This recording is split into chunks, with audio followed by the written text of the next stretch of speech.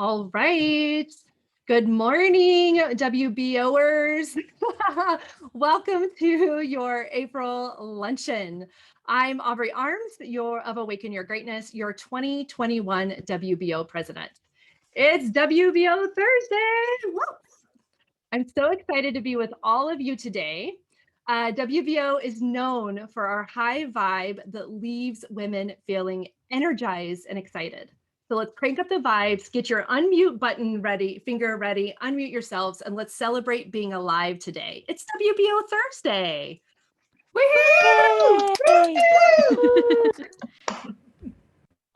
I love being here with you. So one of the things I love about WBO, go ahead and back to the welcome screen. Lizzie. Thank you. Okay.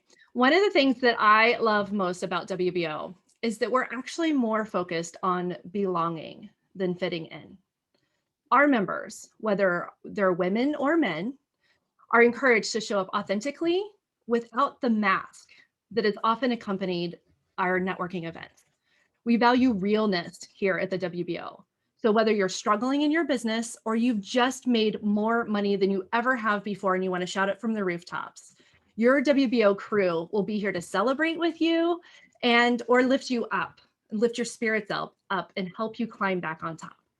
So I invite you to consider WBO your safe harbor, a place where you get to show up just as you are without apology.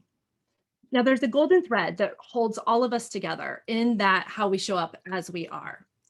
And that is that we are a group who have a positive growth mindset, who sees challenges as opportunities to level up, who are generous in our willingness to support each other, and who believe that they can brighten their corner of the world through their actions. Now, I think back to last month's luncheon where we all shared our favorite spring flowers. Do y'all remember that and how fun that was, seeing everybody's spring flowers in the chat box? The chat box just lit up with all kinds of different flowers. And like some of them were new to me. I had to go look them up. I had to ask Lauren, tell me about that flower. I don't know about this flower, right? Like there was like all this newness that came to me. And as I was thinking about today's topic, I look to nature a lot of times, and nature will show us how to live and work sometimes. And nature is an excellent teacher about the importance and value of diversity. Now, sure, a bouquet of just tulips by themselves, they're beautiful for sure, right? But a bouquet of a variety of flowers is so much more interesting and beautiful, in my humble opinion. And for those of you who garden, who know the importance of biodiversity and how important that is to the health and production of your crops. Do I have any gardeners in the house? Does anybody out there garden? All right. If you're a gardener, I want you to drop it in the chat because I want to connect with my fellow gardeners.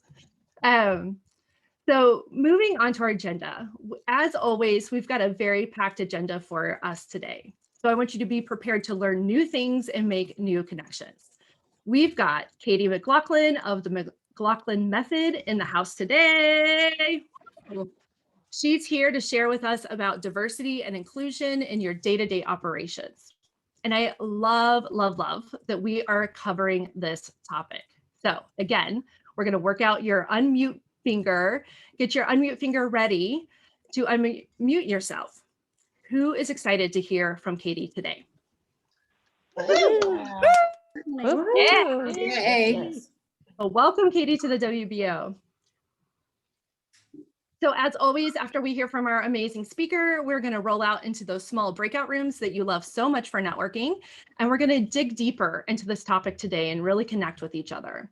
And you're going to get to meet these amazing women that are in the room. And then to wrap up our event today, we're going to entice you with some upcoming events and end with some inspiring closing words. Next slide, please. So be sure to stay to the very end to hear today's poem, The Invitation by Araya Mountain Dreamer. And if you don't know this poem, it's beautiful. I love it.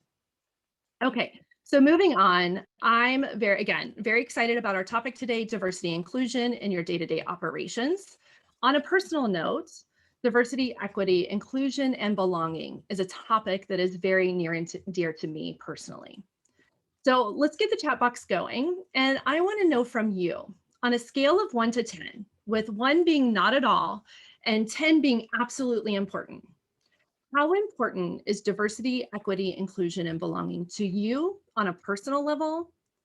And then how important is it to you in your business? Whether you're a solopreneur or just getting started, or you're running your multi-million-dollar empire, or you're somewhere in between. So let's just hear, I would love to hear from you. How important is this topic for you? Now, you may remember back in February, we at the WBO announced that we were opening our first ever diversity, equity, and inclusion board chair position. And I'm very happy to announce that Dr. Jen O'Brien of Double Tall Consulting is our first DEI chair. And that's a huge celebration. Can we give some claps for that one? Yeah, this is monumental. Right So on. thank you. Thank you to Jen. Jen, can you give us a big wave so everybody knows where you're at? There she is right there. We're in the process of selecting our second co-chair for this position. It's going to be a lot of work and we're going to need more than just Jen to lead us through this. And I'm anticipating being able to make that announcement in May, who our second co-chair will be, and then we'll just keep you posted as we go.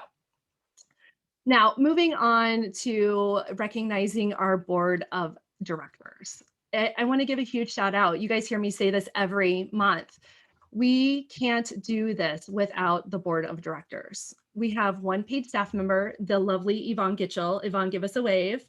This woman is our glue. She keeps us together when every year this board of volunteers comes together and we do our best to continue the legacy of WBO and to continue to level up our organization as we meet the needs of today's businesswoman. So to all the board members here, give us a wave so we know who you are. Please unmute yourselves. Give us a big shout out. Thank you, thank you, thank you to all these women who just are tirelessly devoting themselves to this organization. All right. So let's see here, what we value. As an organization, we strive to give our members visibility and opportunities to demonstrate your expertise, to give you education to learn as you grow your business, and the invaluable support from other members through personal relationships, as well as our mastermind group. So regardless of what stage of business you're in, it's going to be the relationships that move you forward. We all know that people do business with those they know, like, and trust. And at WBO, you will not find people throwing their business cards at you. You will find women reaching out to meet you, get to know you, and offer you support where they can. All right. So moving on to a love note to our sponsors. I want to say thank you to our sponsors. We really couldn't do this without you. It's the generosity of our sponsors that allow us to keep our membership dues and our event pricing very, very accessible. So if you're a sponsor, give us a big wave when I call your name. So thank you to our Ruby sponsors, Banner Bank. Last month, I told you about the mobile banking that Banner Bank provides. And this month, I want to remind you that if you're considering a home equity loan to do some of those special projects around the house, that you consider Banner Bank for your home equity loan needs. And thank you to Dml Insurance. So Dml provides auto, business, home, and renters insurance, and even pet insurance. So if you're in the market for insurance or it's time to do that insurance review because it's been a while, please contact Dina Levine at Dml Insurance. And Moving on to DML does our WBO insurance. Thank you, Lori. Thanks for that pop in. Yes. Thank you to our Emerald sponsors. We have Clarity Capital Partners for financial advising, Master Recruiting and Consulting. If you need to grow your team and add people, Jennifer is the place to go to. She does an incredible job. Thank you to our Emerald sponsor, Athena Executive Service. Gina Kotner is our sponsor here. Give us a wave, Gina. I tell you what, ladies, we can't do this on our own. We need assistance. And if you're in the market of shopping for executive assistant, give Gina a stop over there just for your start in looking for your assistance. And then finally, thank you to our Emerald sponsor, Cabinetry. Again, if you're remodeling, you need some custom cabinets, consider them first. And then moving on to our Sapphire sponsorships, Sherry Kuhn of Traction Advantage and Perfect Planner, Lauren Bergen of the Law Office of Lauren Bergen, and Tracy Warren of InSpark Co-working. So women, we really want to create our own biodiversity in the WBO where we have enough diverse businesses that if you need to do business with somebody, there's somebody in our group that you can do business with. That's what we're aiming for. So if you're looking for a way to increase your visibility and get your business notice, consider being a WBO sponsor. You can contact Sherry Kuhn, or you can email sponsorship@womenbusinessowners.org. So with that, I'm going to hand it over to the lovely Darcy Daniels, our membership chair, to highlight some of our amazing members and member benefits. Thanks, Aubrey, and hello, everyone. So glad to have you here today. Just want to take a second before we introduce our new and renewing members to thank you for joining us, and also to thank those of you who have invited friends and colleagues to join us. It's super important that that we talk about WBO and share it with people that we think this group could benefit. So if you're here as a guest, thank you for coming. And if you have invited somebody today, thank you so much for doing that. We have 2 new members this month, Heidi Carlson of Carlson Marketing Group and Taylor Paquin from Banner Bank. And we have a few renewing members as well, Pam Pottinger from Colonial Life, Lori Stutzman, Extra Mile Marketing, Eric Scroggins, also of Banner Bank, and Brittany Jameson from Alliance Business Mentoring. And I always like to ask some of our renewing and new members for a quote as to why they either joined or have renewed. And Lori Stutzman let me know that she renewed her membership because she continues to be impressed by the caliber of women in this organization. As treasurer for WBO for over the last 3 years, she says that the more involved she is, the more she gets out of her membership, and the board is a great place to get involved. I agree. And Heidi Carlson said she joined WBO to meet, connect, and engage with other local female entrepreneurs. She wanted to surround herself with women who were on her same journey in the hopes of building long-lasting professional and personal relationships, sharing and supporting one another, and had heard great things about WBO, which we love to hear, and know a few ladies in the organization. So she was very excited to join, and we are really excited to have you here, Heidi. And thank you to our ambassadors, Deb Still, Fairway Mortgage, Diana Juranovic of Edward Jones, and Christina Hall from Christina Hall CPA. Christina's pretty busy right now, as you can imagine. So she isn't in the luncheon today, but we really appreciate our ambassadors. And if you're looking to get more involved with WBO and aren't sure about joining the board, being an ambassador is actually a really great place to start. So please email membership@womenbusinessowners.org or connect with Deb or myself, and we will be happy to talk with you about it. Our mastermind groups, we really love our mastermind groups, and it's one of the things that I think is a big benefit of being part of WBO, because you get this incredible group of women to talk to and share with. And Michelle Lee says she loves mastermind groups because we get to discuss what is on our mind, no matter if it is personal or business. The advice that she has gotten is all around, ranging from encouragement, tactics, and handling to difficult client, positioning and negotiation to specific online resources. So thank you, Michelle Lee from Columbia Bank. And did you guys know, getting the most out of your membership tip this month is that you can add a bio to your membership profile. So a big part of the reason we're here is for networking. So what better way than having a bio or a pitch on your member profile along with your picture? Log into the WBO site, go to the member directory under membership, and pull yourself up in the search bar.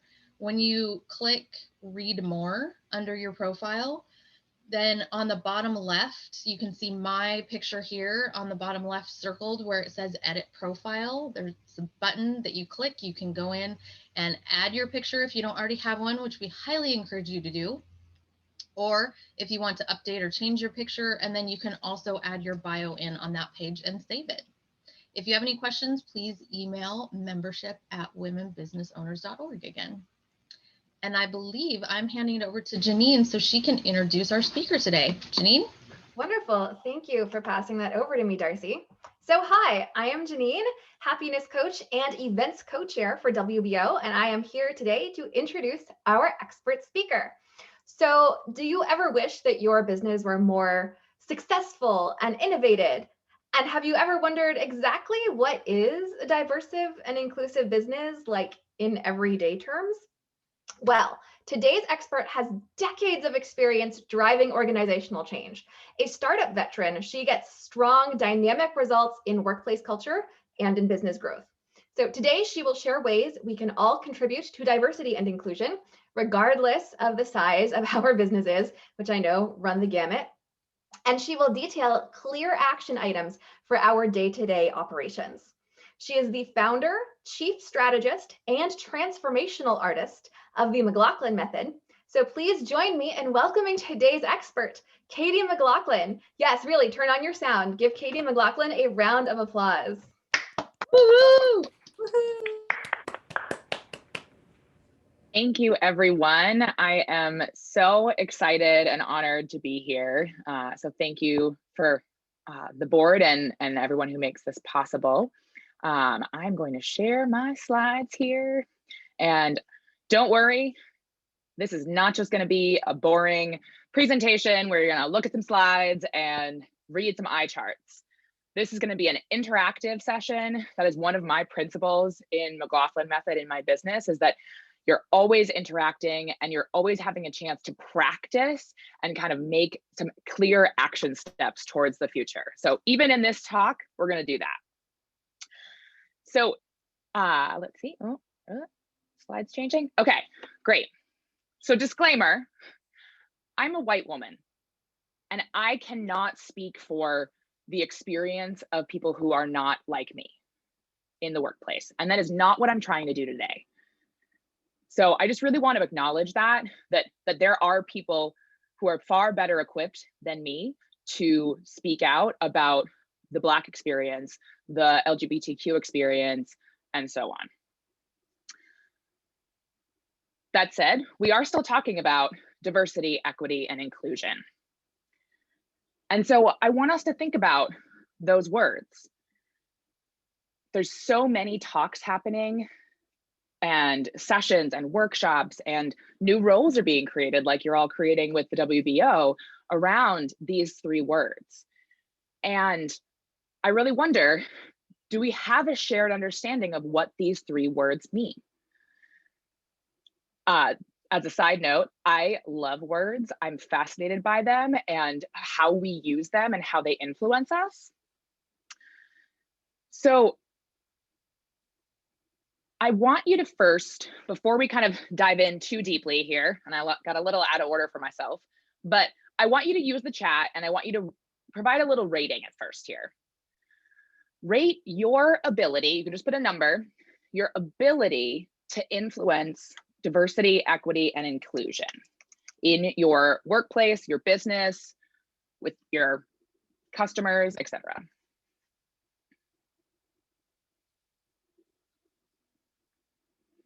And if you're a solopreneur, I want you to think about, how does this come into play in your work with clients? So if you need to change your rating, because I'm seeing a few, and again, we're focusing on your ability to do so. So ability typically focuses on skills and tools and things like that. Cool, great. Thank you all for being active participants. Okay, now I'm gonna ask you a slightly different question. Confidence, rate your confidence to influence diversity, equity, and inclusion practices within your workplace, your organization, your customers.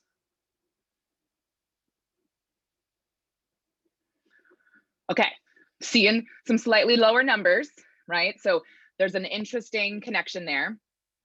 Let's see if we can boost your confidence a little bit. So I'm going to go back to the definitions of these words, okay? And if we look at these three images that I've got on this slide, this picture can say so many things, right? There's that phrase, a picture says 1,000 words, an image says 1,000 words. So each of these three characters, we could start to build a story about who they are, where they come from, where they're going, what they care about, right? Just by seeing this tiny image, right? So this is now the very interactive part where if you have the ability to get up and stand out of your seat, I encourage you to do so. I know I'm going to. So if you're able to stand up, great. If you're not, you can still move your body where you are. I'm a theater practitioner in addition to being a corporate coach and having done a lot of work in organizational change. And so I fuse those together in my business. So we're going to be using this kind of as inspiration for like, oh, we were able to tell a story and learn a lot from just these small images, but we're going to create the images this time, okay? So we're going to create the images of these different words using our body and facial expressions. So if you do not have your camera on, I'm going to encourage you to put it on. And I am going to show you one slide, but then I'm going to pull it down because I really want people to be able to focus on kind of the gallery view. So we're going to be creating images of these words. Now I know that creating an image of a word is hard, right? But I want you to just create whatever comes up and might evoke a feeling of diversity. And we're going to go through all three words as a foreshadowing in case anybody needs a little time to prepare. And what we're going to do, I'm going to stop sharing again so we can focus kind of on gallery view and seeing everyone. There are no wrong answers to whatever image you create. So I just want you to shake it out. I see some people are have their arms folded. Shake it out, get your body moving, all right? And you can use whatever you have in this space, right? So I've got all these corners that like, I probably never raise my arms on Zoom, right? So I want to remind you that like you can use the space that you have. And obviously, or maybe not obviously, do only what feels good for your body. If this does not feel good, I want you to be the barometer of that and to just protect yourself, okay? So what I'm gonna do is I'm gonna say 3, 2, 1, action, and then we're gonna create our images, okay? So we're all gonna create them at the same time, and that's it. So you don't have to explain it, you're just gonna create an image about diversity, okay? So create an image of diversity. 3, 2, 1, action. Yeah, and if you can, just angle your eyes a little bit so you can see people's, yeah, all right, cool, shake it off, shake it off. Okay, so now we're gonna switch and we're going to create an image of equity, okay? So get your thinking caps on, right? 3, 2, 1, action.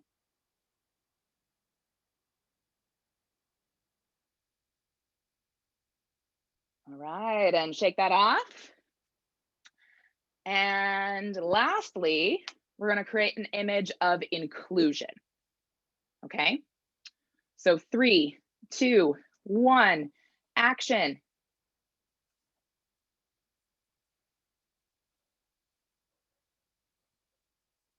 Yeah, okay, shake it off. Please feel free to pop a quick tiny reflection in the chat. What was that experience like for you? Did something surprise you? What did you notice? Just take a moment here of reflection.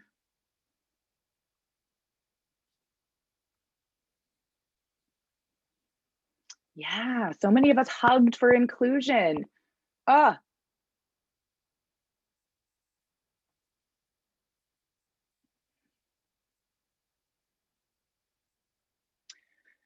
It might have been uncomfortable. Thank you for sharing that. I totally understand. We do kind of want to know the right answer sometimes, right? And yeah, the really part of why I wanted to have us do this is that there's such a variability, right, in how we define these words. And that goes into play in how we interpret the meaning of those words, right? It also impacts the way we choose to implement things, right? So we have diverse even in this room, right, we have diverse opinions about what these terms feel like and what they might look like, and also what we might need from those different words, right? And so parts of that was coming out in our images. And I'm noticing in the chat, many of you call this out, that there's also some really beautiful similarities. And if there's not an actual similarity, there was a resonance about different people's images, where we might be able to even kind of group them together and say, oh, that's all kind of giving me a similar feeling. It might be like triggering a similar example, right? And again, that's one other way that we can start to celebrate the diversity, even in this room, is that we all have a different appreciation and expectation and way of communicating about these terms using this model that I asked you to do. So I just want to say thank you for participating. And so the key thing about this, though, is that, I'm very action oriented. You can see that in the title of my talk, right? Diversity and inclusion in your day-to-day operations. Well, I really wish I was giving you a checklist, but there's not really a checklist. There are actions we can take, but there is no like checklist that solves all the problems, right? And so I think it's important that we acknowledge that, and that's part of sometimes why DEI, diversity, equity, inclusion can feel hard, right? So, but I want us to think about these three words and how they relate to our business or even to our clients and customers, right? I know many folks here, including myself, are solopreneurs. Ultimately, these three terms relate very closely to productivity, innovation, motivation, and profit. When we are feeling included, when we can be our whole self, when our whole self, our culture, our background is celebrated, we can be more innovative. We're more motivated. We are more productive. And if you're a solopreneur, you might notice this in some of your relationships with your clients, where maybe they are not helping you to feel productive and you're not feeling motivated to work with them, right? There may be some components there that also just have to do with your individual relationships with your clients as well. And also what you kind of put out to your customers, right? If I'm as a white woman, if I were to only put pictures of white women on my website, well, that's really narrowing who feels like they can come here and their voice might be heard. So here's some stats for you. This kind of talk would be incomplete without some stats. So racially diverse teams provide 35% better performance compared to their competitors. They're 87% better decision makers. This is my favorite stat that I've seen. That the value of being able to make decisions quickly in a direction that makes a lot of sense and be able to do that faster than an individual, that is very powerful. Highly inclusive companies are more likely to meet their financial goals. I don't know about all of y'all, but that's what I want in my business, is being able to meet, my financial goals. And this one is pretty staggering, but 41% of managers say that they are too busy to implement any kind of diversity, equity, and inclusion initiatives. And I see a few of you shaking your heads. This is definitely disheartening. And we have to remind ourselves, this is why I focus so much on, as an individual, what can I do, right? None of us can solve systemic racism, ageism, our like cultural, societal expectations. We can't solve that in like the blink of an eye, right? But we can start to make changes in our day-to-day that are going to have more inclusionary behaviors associated with them. And really what it comes down to is that it's about safety. Is it safe for me to speak up, to be myself, to contradict somebody in the workplace, to share an idea, to report a problem or ask for help? For some people, and I imagine everybody has had a moment of this in their career, of feeling like it was not safe for you to be one of these things or to do one of these things. And that safety is important, right? We have to be thinking about not what is safe for me, right? I'm an extrovert. I'm also a white person. I'm also an external processor, and I'm from the East Coast, so I have like no problem being direct and calling somebody out for something. But just because I feel comfortable doing those things doesn't mean that everybody feels comfortable doing those things. And I know I'm speaking a lot about the workplace, but if you're a business owner, think about your relationships with your clients. Are you giving them a chance to speak up and to contradict you as the expert in how they work with you or what they need, right? So there's a lot of opportunity for all of us to be able to think about this. So I want you to focus on building inclusionary behaviors in all areas of your business. That's something you can do today. You don't have to wait until you have X percentage of diversity hires on your payroll in order to be making space for inclusionary behaviors. So we're going to take an inventory now. And I encourage you to either share in the chat. You're also welcome to write things down with a piece of paper and a pen. Part of my background is in the science of adult learning. And so there's actually science that says that if you write something down physically, you're going to cement it better. So I encourage you to share with us, where are places in your business that you are making decisions?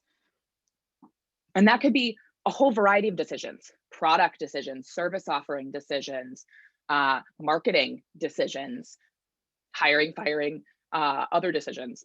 Where are you giving recognition?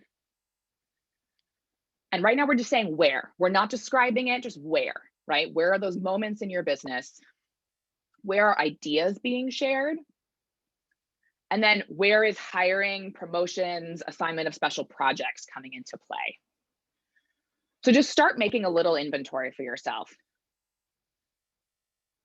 And you can keep working on this. I encourage you to keep working on this because there's going to be so many moments where you can start to bring in these inclusionary behaviors. So before we can shift our behavior, we have to start being an observer first. So if we take that out of a theater context, we have to be both a spectator and an actor at the same time, right? We are acting in our business. We also have to be observing the way that we're working. So in those situations, I want you to think about these three words: representation, access, and opportunity. There are so many more words that we could use that would describe an implementation of diversity, equity, and inclusion, but these are three that really resonate for me. So who is represented in a meeting, in a conversation, at the table? And a big piece of that I didn't put on here, but I just kind of came to mind to make sure to include is, are there people who are are we doing something to a group? Is that group involved, right? So I think about if you're a solopreneur, your customer work, right? If you're going to be sending messaging out to a customer, are you talking to customers? Are you actually providing them things that they want and they need?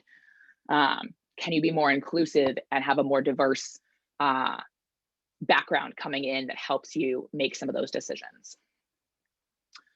Who is at the table, right? So if you're in more of a corporate environment and you're making decisions and you have a team, are there people that are noticeably missing? Are there groups of people noticeably missing? This middle one here really hits me because I have been doing a lot of my own self-reflection about who am I listening to? And I haven't personally been very proud of it. I've realized that I listen to men a lot and that I don't necessarily amplify the voices of other women by default, right? So that's my kind of habitual response. And what we're trying to do is get all of us out of that habitual response so we can choose something different. That's the big problem with all of these systemic racism, ageism, ableism, is that it is ingrained. And so in order to change a shift, to change something, we have to have that moment of pause. What requirements or limitations are in place? And what I mean by this is, for example, if I have requirements around whether or not somebody can participate in a special project, like they must be available nights and weekends. Well, that cuts out a huge percentage of the population for whom that doesn't work, right?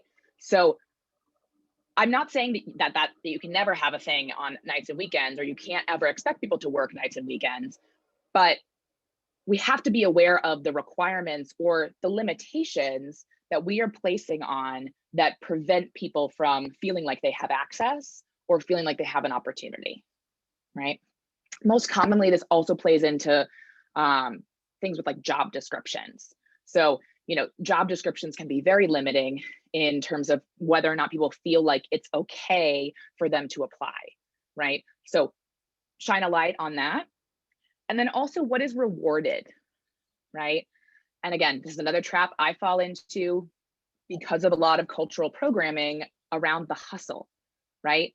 Am I only rewarding behaviors in my workplace, in my teams, that relate to working long hours and being up all night and doing whatever it took to make this deadline? If you're somebody who wants to have other behaviors celebrated and lived in your workplace, in your business, then we need to start rewarding those things. What if we were to give an award for somebody who maintained work-life balance while also meeting their goals, right? So again, just behaviors to watch for. These are opportunities for us to shine a light and shift. You may already be doing this in some of these areas, but these are the most common places. And so in order to create safety, we have to be lowering the stakes. The stakes for somebody who feels other are much higher than somebody who feels part of the mainstream or part of the group. We are pack animals. When I've been reading the book Sapiens, whose author I am not having at the tip of my tongue right now, but I've been reading it, and it was a reminder that back in the early history of the evolution of humans, if we didn't have a pack, if we didn't belong to a group, that definitely was a life or death scenario. And so our physical systems are still ingrained in that. We have not evolved to realize that there is no tiger, right, if we contradict somebody. And the way that manifests for some of us is, thank you folks who are putting that in the chat for me about Sapiens. So the important thing for us to remember is that just because the stakes aren't high for me doesn't mean the stakes aren't high for somebody else, right? So, and when I think about stakes in the workplace, they usually relate to, am I going to lose my job? Can I still feed my family? Right? Is this going to impact my long-term career? Right? Which then impacts, can I eat? Can I feed my family? Will I have a job? Will I be homeless? Right? So we got to lower the stakes. We've got to give more people opportunity. So I've got some ideas to get you started. So voting, polling, and surveys are really great ways to help try to lower the stakes and provide more people with opportunity to be represented. So one thing that we could do in this, because most of us are on video, is we could do what is called a fist to 5. And I cannot remember where I learned this, so I cannot cite that person, but I didn't make it up. So fist would be 0 and 5 would be a 5, right? And so you can rate a meeting, you can rate a coaching session if you're a coach, or a one-on-one, business owner. You can have you and the person kind of rate the session, and you do it all at the same time. So that way there's not this pressure of, oh, I gotta wait and see what they did, and then I'll be influenced by them, right? So there's a lot of psychology around group think that we have to turn off in order to allow for equal representation. But there's a lot of great tools out there, things like Mentimeter or Poll Everywhere, and there's probably a million more like that, that you can envelope polling into your slides or presentation. And then also surveys. So if you are not in the habit of surveying your team on how they feel about working in the workplace, it's time to start. So a survey should be anonymous. It shouldn't be possible for somebody to like work back a comment and figure out, oh, what did someone say? And then you can also survey your clients, right? Ask them for feedback and honest feedback, right? And consider not just asking the clients who you liked, right? Ask even clients that were difficult to work with. Keep these same things in mind when you are assigning work or special projects. Can there be a rotation? Is there the ability for you to ensure that everyone gets to kind of pick a special project? Or, if you run a business, is there a suggestion box, right? I'm thinking about you, Tracy, and your co-working space, right? Is there a suggestion box at your co-working space? Celebrate diverse wins. We all have wins every day, and we are not good as a society at celebrating ourselves.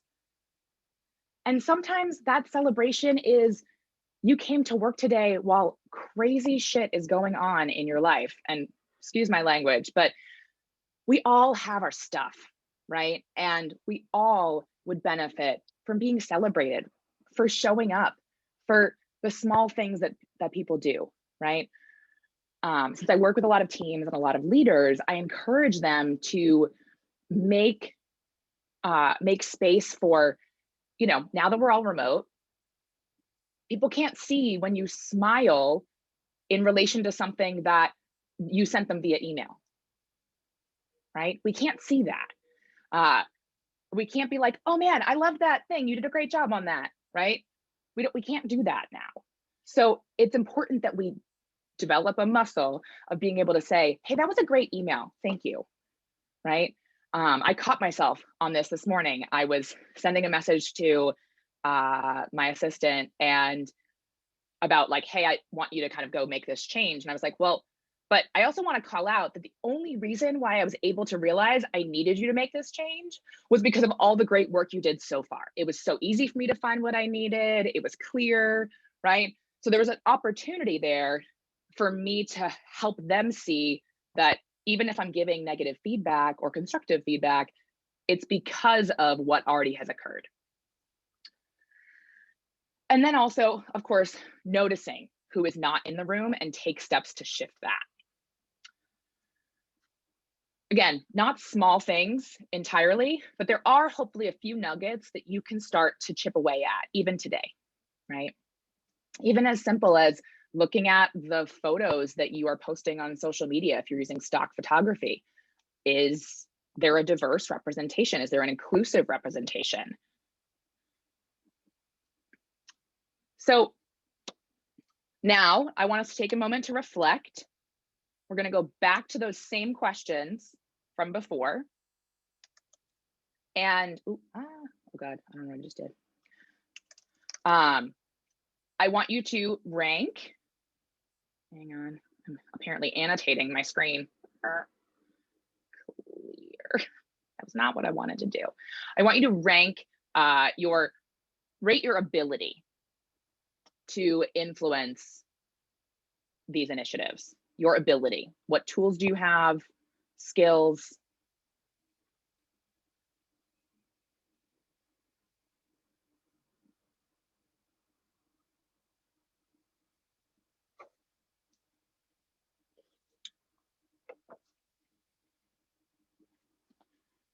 Great. Okay. And now I want you to go back and rate your confidence. So now that we've talked, we've come up with some ideas. Where's your confidence at, your ability to influence? Again, we're just influencing. We're not solving racism because that's not a thing we can do today. Cool. Well, I'm seeing some higher numbers, and that makes me excited because that shows that like we can all start to see, our eyes are a little bit more open to how we can be people who influence, and that there are ways that we can do things. So I want to give you all an opportunity to continue to sharpen your tool set if you'd like to. I am doing a free workshop. If you enjoyed the theater-based exercises I did earlier today, it's full of that, but also a lot of practice and kind of what I refer to as rehearsing for reality. This is going to be focused on engaging and motivating remote teams. And it's going to be on May 20th. And this is open to anyone. I know I've got some folks who are solopreneurs who are joining, and then also folks who are managers. And it's going to be fun. And I hope that you'll be able to make time for this and to join us. But I'm also here for any of you if you want to talk more about this topic or other topics. And I'm happy to move to Q&A early. Great. Thank you, Katie. Again, everybody give Katie a round of applause. Come off mute so she can hear you and feel the energy of what she has created for you all. Yeah. Thank you. Nice job. Very nice job. Perfect. Thank you. Thank you. Excellent. All right, we're going to move in. We've got about 5 minutes or so for Q&A. And Tracy, I saw that you had a question in the chat box, so I will start with you. Okay, can you hear me? Yeah. Okay, so we have a very diverse membership at InSpark. And I feel like I want people to know that. And I'm not quite sure how to, do I just walk around and take pictures? And I also know that in Snohomish, I was just looking at stats for Snohomish County, and it's really, really, really white up here. But I don't want to just post diverse images for diversity's sake. It's real. It's what we have here. And I'm not sure how to express that in a way that is not, okay, I hope I'm jumbling, but I hope that makes sense. It totally makes sense. Okay. So there's a couple of things that you could do, right? So you could ask people if they're okay with you taking photos of them in your space, right? You might even want to set up a photo shoot of your space, have a photographer, right? Invite folks. But you could also, I was talking about doing a survey, right? You could do a survey and encourage folks to give that demographic information, to self-identify, right? Because our eyes are broken, right? And we might look at someone and misidentify them. And so it's really important that we don't just say, oh, I've got 3 of this and 4 of that, right? We don't know. That is not up to us to define, right? But you could, and I would encourage you to include as part of your question that I want to celebrate the diversity of our members, right? So it's optional, right? But I would love it if you would share, so that way I can share with others how amazing our diverse, membership is. Excellent question. Thank you, Tracy. Does anyone else have a question for Katie? Whether it's a question or it even could be like an aha, like a takeaway, like a nugget that you're going to walk away of oh, I didn't think about that until today. Yeah, Maya. I was just curious if you've addressed, sorry, I'm looking for, if you've addressed, we talk about diversity and inclusion, and we think about embodied racism, we're looking at our exteriors, but how you approach things, or is that just the next level for neurodiversity, spiritual diversity, you know, what's the goal? Because I know that there's some people who might, from whatever range, they're not comfortable sharing that they're Christian or that they're Muslim or that they're atheist or whatever. Is there some talking points you have on that side of things? So thank you. I think that's a really beautiful question. And, you know, you notice that I didn't define diversity, right? Because there are lots of different interpretations of that. And I generally think about it in terms of the non-dominant group, wherever you happen to be, right? Because that's going to vary depending on where you are. So, you know, I previously lived in Salt Lake City, in Utah. And so I was part of the minority then, in terms of religious background. But I wouldn't be considered in the minority somewhere else, right? So diverse backgrounds, diverse experiences, whatever that means, brings that innovation. It brings that other perspective. And so we can celebrate all kinds of diversity. And I love that you brought up the like neurodiversity. You know, I think there's a lot of conversation about mental health in the workplace. And, you know, I personally struggle with my own mental health, and, you know, hearing that being talked more about in the workplace and with clients and things like that, it helps me to feel safer telling people, right? So we're looking for helping people feel safe. Great. I love that you bring in the safety piece, Katie, because like at the foundation, that like safety has to be there before anything else, right? Can come out. And I know in a lot of workplaces, there's a culture of like teasing, you know, I'm just joking or I'm just teasing and that kind of thing. And that's part of what erodes safety, right? And so even those little ways that we might jab at each other, really, I think we just need to move beyond those little jabs, because those are road safety every single time we do something like that. Yeah. Well, and there's a very fine line between teasing and bullying. And so we've got to keep that in mind, right? And, you know, also keeping in mind that we are a whole people, right?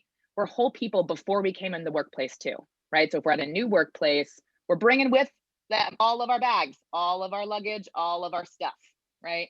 So, you know, that is part of people's experience and reactions to things too. Absolutely. Absolutely. Well, Katie, thank you again so much for being our speaker today. It is time to take these ideas